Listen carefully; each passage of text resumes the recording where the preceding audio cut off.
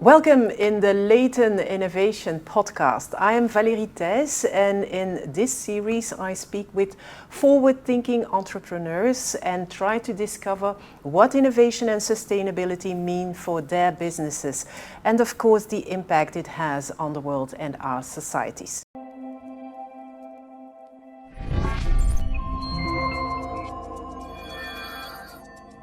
Today my guest is Alexandre Gangji. He is the CEO of Leyton Benelux. Alexandre, welcome.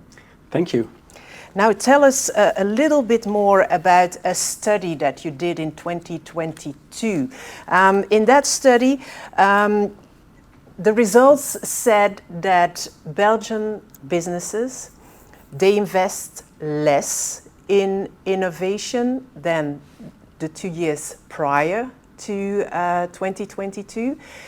There was also shown that they pay for they finance the innovation with tax incentives. And besides that, there's the tax exemption for researchers that showed that this measure was very, very popular. But it costs the Belgian state a lot. So if it would be changed or if it would stop, it would mean that people or businesses could leave potentially Belgium for other countries. So are these numbers and figures and results still actual? It's a good question, thank you. I don't think that those figures are still accurate. I mean, this study was done in 21, so right after the COVID, which in a certain way explains why companies decided to invest a little bit less in R&D. I think if we look at the latest figures, for instance, the domestic expenditure in R&D, which is actually the percentage of R&D out of the GDP, Belgium is now the number one in the European Union with 3.4%. That was in 2022. The top countries are Sweden, Austria, and Germany. Germany is at 3.1, Sweden is at 3.3, and Austria is also at 3.1. So Belgium is the number one. So it shows that after the COVID, companies have decided to invest more in R&D. Okay. Now, the second part of your question was regarding the partial withholding tax for research and development and innovation. Yes, it is certainly a very important measure in Belgium. Why? Because it offsets the taxation of our salary. That's one. And without this measure, I believe that a talent doing R&D in Belgium would be actually costing more than in other countries. So this measure, that's one of the first reasons why companies have decided to invest in Belgium. Of course, there's a lot of different incentives in Belgium. Tax incentives, grants, subsidies. In total, the government is spending around 16 billion to encourage, foster research and development in Belgium. And not only research and development, but also sustainability, energy transition, employment. But yes, I do believe that this measure is very important for our companies. And yes, we do have a lot of our customers that are telling us that if the government is changing or adapting this measure, well, this would certainly impact their competitivity, one, and also the logic and why they are actually based in Belgium. All right.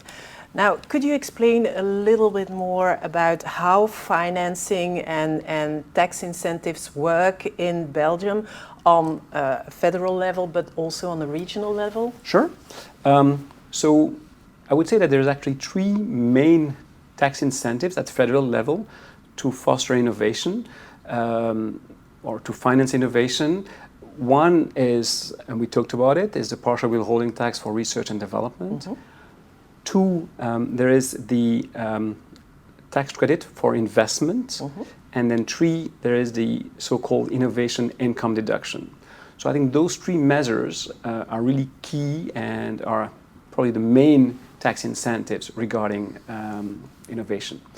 And then, of course, there's also grants and subsidies at regional level, with Vlaio in Flanders, with Innoveris in Brussels, and in the Walloon region. So that's a little bit the landscape on how you can finance your innovation in Belgium.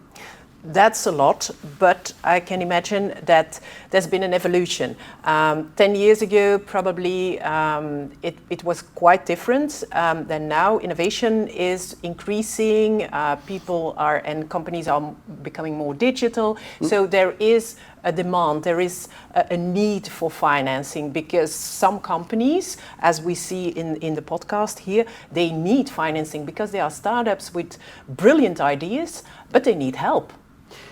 Yes, I think it's very true. They need help. If we come back 10 years ago, as you said, I mean, if I'm just coming back about the GERD, Belgium was at 2.4%, if I'm correct, 2.3, I think. And so in 10 years, we actually moved from 2.3% to 3.4%. So this is an increase of plus 70%, which is huge. So it shows that what the government, what the region has put in place has shown results. That's the one thing. So what we also see is that if we want our economy, our businesses to invest in innovation, to invest in R&D, which is very important for an economy like Belgium to stay competitive, there is a need for indeed strong incentive, being tax incentives or grants or subsidies. And yes, indeed, you said it. The companies, being the startup, but also medium-sized company or larger companies, need to continue to invest. I mean, we are in and we all know it, we talk about a VUCA environment, volatile, uncertain, complex, and ambiguous. So this is, the company, if they want to stay competitive, they need to invest in R&D. We saw that there is major challenges regarding sustainability, regarding energy transition, among other, which requires huge investment in innovation, in R&D, among other. Yeah. Now, you have different clients in R&D, innovative companies. Could you maybe paint a little more how the actual situation is on the Belgian market? What is needed? Maybe it's not given already. What do you forecast? What do you see that is asked by entrepreneurs that is maybe not there yet, but could be potentially something that the government could think about just to make it roll and go on in the future? Yeah, I think looking at the current landscape for tax incentives, one is that companies want more transparency. The way today that the tax incentives are actually put in place remains very complex for the companies. And this doesn't help. That's one thing. So there is complexity, there is uncertainty, which also makes that some companies avoid actually going for those incentives, because there is a risk that they don't get it. And so from a financial perspective, it's very hard. And of course, CFOs don't like risk. So the risk is also an important element. That's for more on the tax incentive part. And also a very important element is that we see that there's a lot of differences between regions, being Flanders, Brussels, and Wallonia, but also within those regions, there's also a lot of differences. So a company that is based in Brussels or in Wallonia or in West Flanders or in Liège will have a different treatment, certainly when we speak about the partial withholding tax for R&D. Why?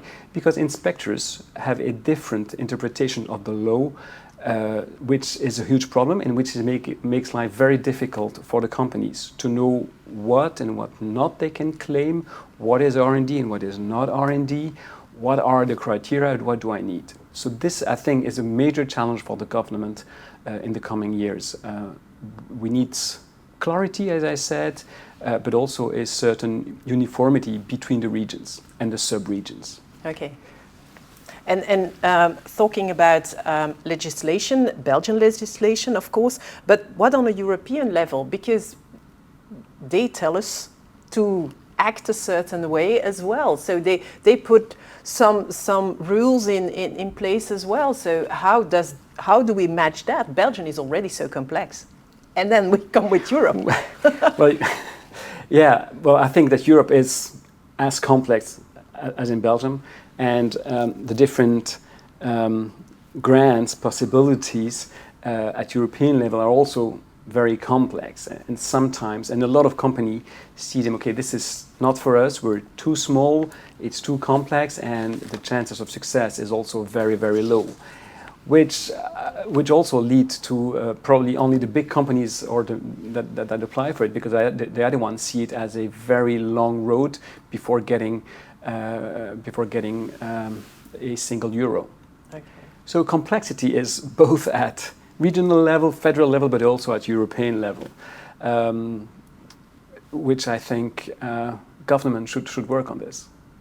Now, you are the CEO of Leyton Benelux, which means that you work with Belgian clients, Dutch clients, and Luxembourgian clients. Do you see a difference in the mindset of entrepreneurs that come and seek your services? Is it a different atmosphere when you are an entrepreneur in Belgium or Luxembourg or the Netherlands?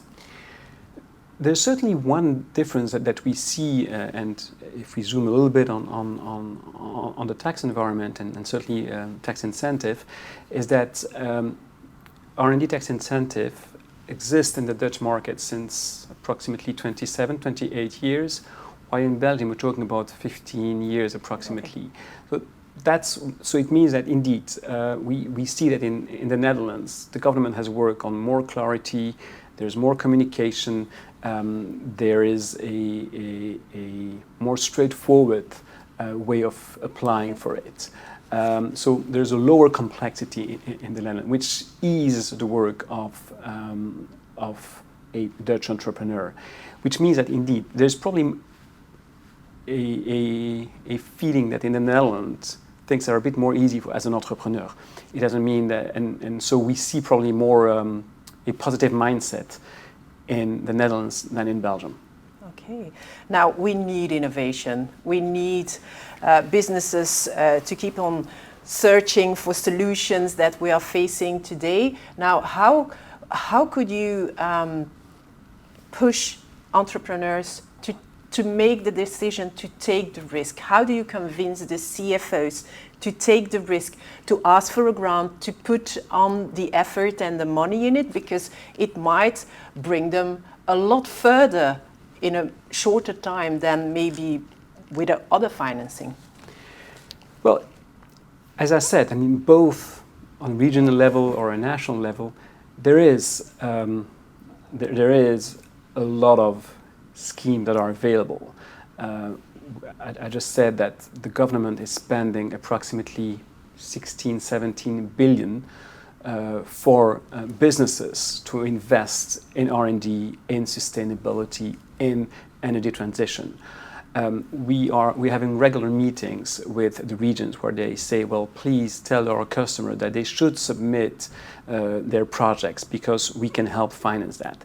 I think this is so money is there, if I may say so. Mm-hmm. But okay, they need to go and get there. So there is probably, when we talk about financing, of course there is debt, there is equity, but they should not also forget that subsidies, grants, tax incentives, it's also a very good way to finance their innovation. All right. Now, how do you rhyme innovation with sustainability and maybe even the way people are working in companies, employer branding? How do you match all those things? Because I think it's like standing alone, and then innovation might intervene with sustainability. And is it good for our employees? Because is it sustainable for them? Do they want to work for a company like ours? How do you rhyme innovation, sustainability, and employer branding? Well, I think it all fits together. I mean, mm-hmm. First of all, I'm going to take the employee perspective. A recent study shows that approximately 1/3 of the employees are looking for an organization, an employer where they will feel a certain sense, which is important. We talk about the why, and so this is really important for the employee. So a third of the employee will change of company if they don't feel that their work makes sense for them. All right. So investing in innovation, in sustainability, in energy transition, from an employee point of view, makes a lot of sense. We also know that the war of talent and looking for the right resources is one of the key elements in any company. So investing in innovation is not only, it's certainly very interesting it's about competitiveness, sorry, it's about growth, but it's also about attracting and retaining their talents. So it all goes together. Today, I don't think that any innovation is not linked with their customer, with the market, with the employee, and also with the general environment. Okay, and now innovation is very important for the company, for our society, but you always have people working in the companies. How does it go in your company? How does it go at Leyton? How important are people working here? Now the office is empty because we are here making this podcast, but usually it's buzzing. People are working in meetings. How important are they for the company? Well, first of all, innovation is at the heart of our company. The talents from Leyton are joining because they will be in touch with what's happening really at the edge of innovation today in Belgium. So they're all passionate, if I may say so, about innovation. So we are all passionate about innovation. We are passionate about what our customers, what is the market doing in terms of innovation. But also internally, of course, we try to constantly change our approaches, our processes, the way we approach customer, the way we treat the file of our customer. We try to also change our approach with our talents internally. So yeah, innovation is very important. We all, as I said, we're passionate about innovation, and we also are passionate about what's happening in the market in terms of innovation, and certainly what the government and the regions are trying to do for innovation. And we're also discussing, of course, with them with what we think should be happening in terms of grants, subsidies, and tax incentive for innovation.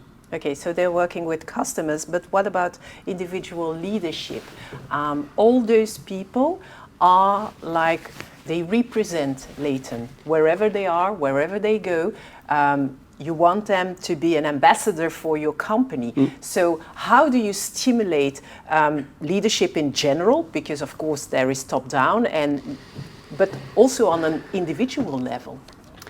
Well, good question, thank you. And it's a very important question for me. I never forget that the only assets of Leyton are the women and the men who are working, so it's our talents.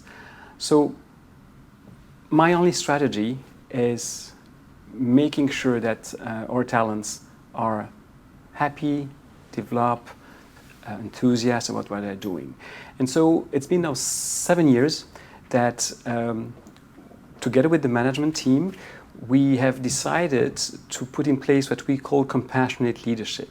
Okay. Meaning that we are putting compassion, care, well-being at the heart of our strategy.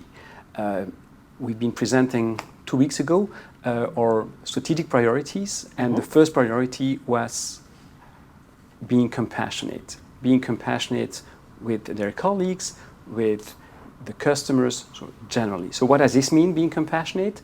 Well, it's about respect, it's about being pragmatic, it's about being transparent, it's about trust, it's about autonomy, it's about responsibility, it's about intellectual rigorosity. This is key. Yes, I do believe in KPI, but I believe even more in key people indicators. So this is how we try, together with the managers, to lead and inspire this company. Okay, and what's the feedback about that after COVID? Because everybody was working home. Now they are coming back 2.5 days a week, I think. Correct. So how does that work? And what's the general feeling when you see the world evolve? Probably they were 5 days a week. Before COVID, they were here 5 days a week or 4 days a week. Now they are half the week at home working remotely. And they still have to show leadership. Sometimes when you have a distance in teams, that's a little bit difficult. What's the feedback? First of all, even before COVID, we were at 50%. So, okay. Oh, that's good. We were basically, so for us it was very important that our talents could organize their work as they wishes. At the end of the day, what matters is not how many hours they've been spending at the office, but what matters is, one, are our customers satisfied and is the job done? Mm-hmm. So COVID for us didn't change a lot. But the question I think is very important is, what did it change? I think with the fact that people are now working remotely 50% of their time, staying connected with the talents of an organization is even more important than before. Mm-hmm. So staying connected, capturing the weak signals, understanding what are the concerns, what are the needs of the talents, mm-hmm. is really key. When you are at the office, it's more easy because you see the people, you have small mm-hmm. talks. So while you're remote, it's less. So one, I think it's important that people still come at the office, and that's why we said, okay, the minimum is 50%. Two, we also try to have an office space to encourage people to come and to meet their colleagues. Of course, and then we're very active with online meetings and with team meetings, and so we try to really put everything in place that we still are connected to our talents. And I think what's also important is that when people are working at home, they can organize their time when they want. So it's more easy to say, okay, during 5 hours, I'm going to be very focused on mm-hmm. the work.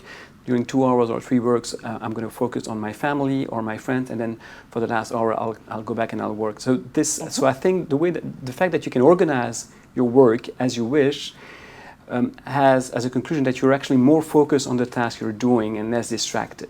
And when they come at the office, they are spending a lot of time in meeting their team members, the other colleagues, the other business units.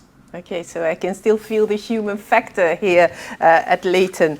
Now, you help companies when it comes to financing, finding the right brand, etc. But how do you see the future? What will the future bring, first of all, for your company, and second of all, for the innovative businesses that are your clients? Well, I believe that the capacity to innovate is key for a company. The capacity to stay at the edge, the capacity to outperform the market will remain very important. So the capacity to innovate and then to fund this innovation will remain, I think, key for any company. So I do believe that the talent at Leyton and Leyton will still continue and have a lot of work in helping company finance their innovation. It will always be hard to define what is and what is not research and development. Mm-hmm. So all the talents here, being PhD, master, that have been studying applied science or science, will still have a lot of work in helping the administration understand what a company does in terms of R&D. That's one thing. Two, I do believe that the core business of a company is not to spend time with the administration in explaining what they do, but it's about innovate. And our core business is to make sure that everybody understand what a company does and find the right schemes and grants. So I think that one, if we stay to Belgium, the tax incentives, and grants will remain very important for our economy, to attract also international company to invest in Belgium. We have an amazing pool of talents. We have a great education. We have also a very central position from a geographical perspective in Europe. But we also need some other incentives to make sure that our labor costs are not a barrier. Yeah. I think we will continue to having tax incentives, and so companies will need partners to help them finance their innovation. Okay, that's wonderful. I can feel you are the link between society and the government on one side, the companies on the other side, to make our future more bright. Thank you very much, Alexandre Gangji. Thank you.